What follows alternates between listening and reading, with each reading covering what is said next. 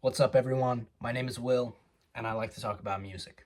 And today I'm going to be doing a review of the new Kid Cudi album, Insano, NITRO, Mega. This is the new album from rapper, singer, and songwriter Kid Cudi. Kid Cudi initially gained very great critical reception with his well-received debut album, Man on the Moon, which actually started a series of projects titled Man on the Moon. This was the first of the three that we have.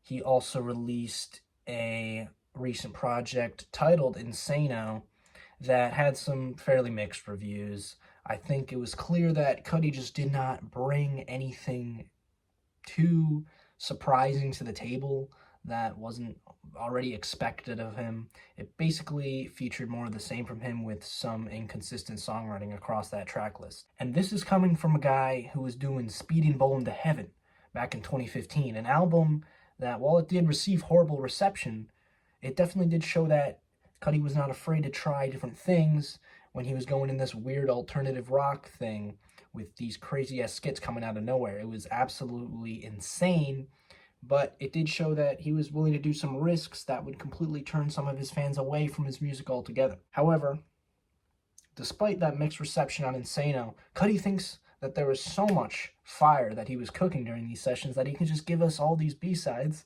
on another project. And this is what he came through with Insano Nitro Mega. It starts off with a decent opener with Human Made. I like the instrumental that is somewhat psychedelic with its pulsing keyboards, juxtaposed with this heavy piano bass line and slow and hard-hitting trap drums. The vocals also bring some great energy, offer some of the most coherent flows and delivery from Cudi on the album. It definitely brings me into the general soundscape of this album quite a bit. And Diamonds, Lights, Fast Cars, however, is a little bit of a slower change of pace for me. Not really crazy about this second cut. I think that Cudi's vocal delivery is becoming even more incoherent, and that becomes a problem, not only on this track, but across some of these tracks throughout the track list for me. It sometimes is just okay in terms of presenting a druggy psychedelic atmosphere, but then it sometimes becomes an issue where he's just not bringing anything songwriting-wise to the table. He's not bringing any memorable vocal lines that I'm going to come back to. It at least brought some vocal lines and presence, a bit more than some other tracks here, but it just did not have quite the same level of writing as the opener, in my opinion, and it's significantly more underdeveloped and incohesive. However, things definitely turn up on Win or Lose, which has a spacey dance vibe, at least with these swirling synth arpeggios in the mix. In this way, it's a bit of a mixture between EDM and trap, which he'll completely indulge in on a track that I will get to later, but he's already given us a little bit of a taste of that in a way. But I definitely like the vocals on this one. They're significantly more coherent. I think they come through with some great flows and energetic performances across the track. This is the first of the three Chip the Ripper features on the album. This one quite stands out to me. I think it's a solid feature. It's pretty strong, even if it is quite brief.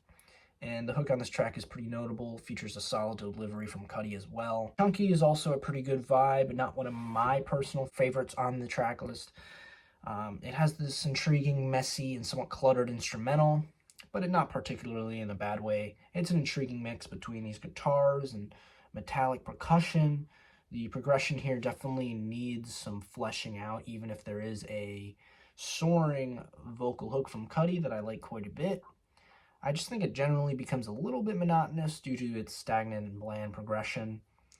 Babe and I think, is a completely mid track. It doesn't need to be here. It doesn't really add anything to the record at all. You kind of just catch a whiff of a hook here and there on this track, but the hook itself is not that captivating to make for a great piece of writing as a whole. It just becomes one of the more underdeveloped cuts on the album, even if some of the aesthetics are somewhat immersive. And Willis, what is going on with this track? Of the three Chip the Ripper features on this album, this is easily the worst one. Why was this included? He's just rambling on about these weird sexual fantasies and this weird high-pitched vocal inflection throughout that just sounds completely obnoxious.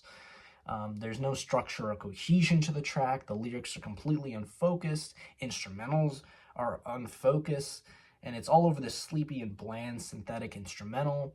it just sucks even more every time I hear it. I don't know what they thought they were cooking here, but it is not it. I guess instrumentally, the next track, Crash Test Cudi, does bring things into a better direction for me overall with its booming 808s, its intense trap drums, and acoustic guitar work. With that being said, I'm not necessarily impressed with the writing and vocal performance on this track. The synthetics in the background and the instrumental also feel somewhat unnecessary for the soundscape that it's going for, especially the synthetic vocals that are used that feel out of touch with what is going on instrumentally alongside it. Everybody Like has an intriguing and abrasive instrumental that is quite ear-grabbing and offers some pretty cool atmospheric production.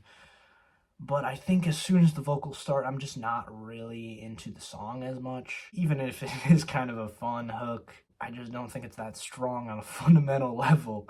Like, objectively, I think there's better choruses on the album. I think Cudi's verse is super incoherent and lacks substance, other than the usual flexing from him. And then Pusha T definitely shows up as well. I think that's probably one of the more positive things, at least from a performance standpoint from the two. It's somewhat standard for him. I just can't say I'm that invested in it.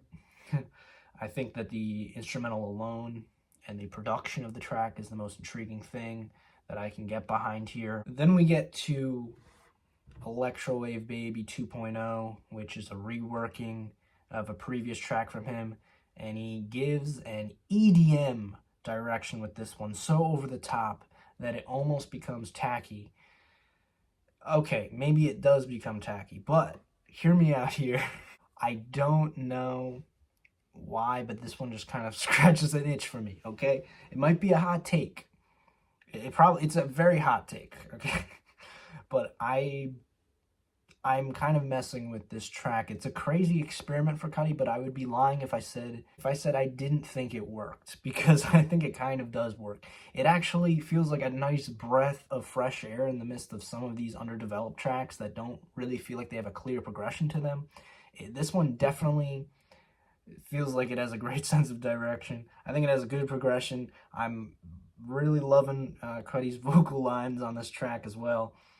And it just has a certain kind of energy that can come off tacky to some people. I can understand why people are not really interested in this version of the track, but I find it a lot of fun, to be honest. Animate is a cool cut. I'm liking the sleepy and hypnotic production with the intricate and swirling synths and crisp percussion in the instrumental. While it does somewhat meander a little bit, it is relatively one of the more focused tracks here. And I think it comes through with another good verse from Ship the Ripper. Much better than what he was doing on Willis. Jesus. And some nice spacey energy throughout. I think it's a brief but effective cut in the track list here. Round and Round is just a decent cut for me. I find some of the hooks to be kind of lackluster for me personally. And some of the performances from Cudi and Yachty feel somewhat disconnected and hard to engage with. I just find it more of the same instrumentally and aesthetically, and I think that certain tracks just brought out some of these styles in a more fascinating way, personally. Dose of Dopeness is a cool Kanye-coded track, especially right off the bat with its Kanye-coded drums, and then I find the Kanye influence continues to pop up towards the back end of the track in his vocal performance. But he's actually coming through with some nice uplifting vocal lines here. Writing-wise and lyrically, it comes across as very uplifting and inspiring cut.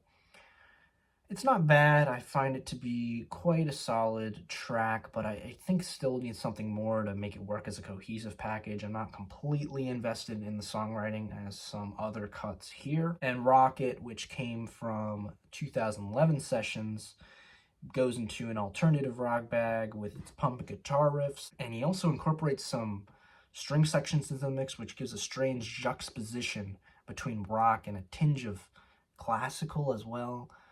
That being said, it's a bit of a mess. I can't say I'm in love with it. The writing does not do anything for me in a special or significant way, and its progression feels more like a demo than a fully thought out track that he put a lot of time into. All What I Bleed, though, is a nice vibe. I am messing with this one quite a bit. I like the vocal hooks from Cudi right from the outset. The Insano, Insano, Insano, boy. And the instrumental puts me in a vibe with its hypnotic style.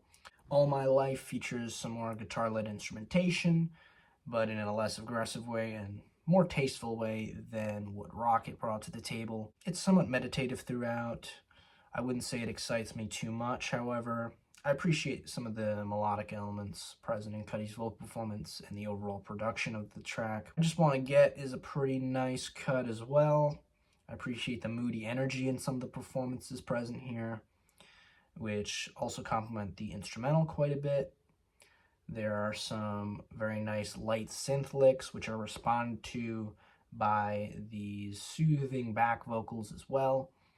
I would say the songwriting is a bit of a step up here generally. Moon Man shit, though, I think kind of goes back into territory where I just think the songwriting is not very great, even if he's trying out some darker vibes and aesthetics that are a cool experiment, but they just don't go over super well in my opinion. The simple and repetitive hook from Cudi is the best thing that this track has going for it, but it just doesn't have the best pacing in the world. Superboy, I wasn't as crazy on at first, but I do think that with it being one of the longer tracks here and with its hypnotic, repetitive, and psychedelic elements in the instrumental, it definitely offers a cool close to the album. I think it's a compelling way to finish out. I especially like the repetitive piano work throughout the cut. Definitely hooks me in a significant way. Its spacey and psychedelic aesthetics are enough to engage with the track for the most part. And even though it drags on just a little bit, it presents a respectable vibe to close the album with. So for the most part, I think that this is just a mixed bag of B-sides from Cudi.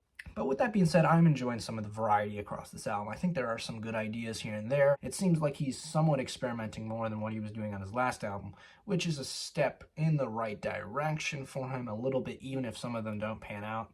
At least we're getting some interesting work from Cudi and not just bland and boring. An intriguing work from Cudi that is not fully fleshed out at all. It is not completely thought out, but it's obviously not trying to be. It's just a mixed bag of some loosies from Cudi that has its highs and its lows. So with that being said, I'm feeling a 5 on this album. Let me know what you think about this new Kid Cudi album. Do you love it, or are you not so crazy about it? Let me know in the comments. What should I review next? Let me know. I will see you in the next review.